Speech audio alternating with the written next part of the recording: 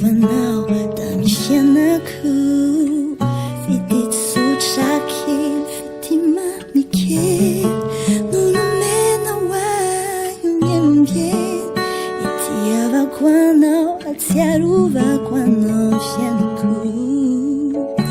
sasikasy anao tsy hoe tafaray izaray anjara tsiatsiay tsy anenenako refizay desay sao nanome anao nanome avy any ampope tiape tsisy alaelo ianaranao anatiko ao lalina tsy voafafa azamiay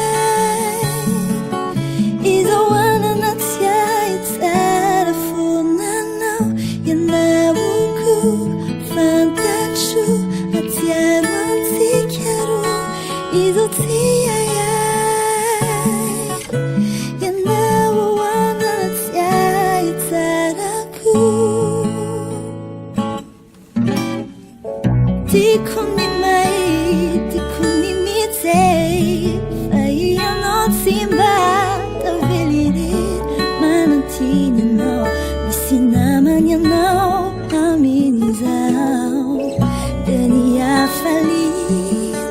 feno fitsikiny no lazainao hoay tsy aorina mahita isilay malalako efa nilako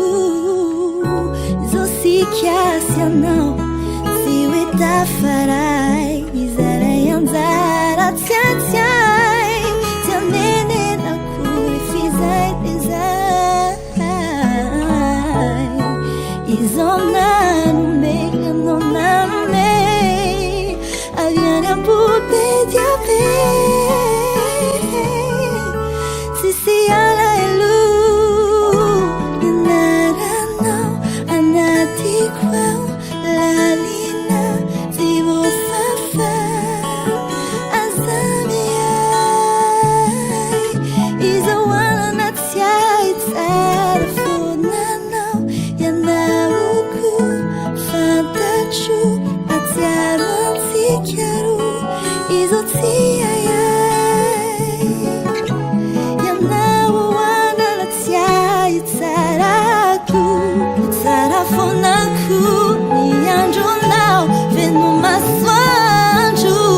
tahiny lanay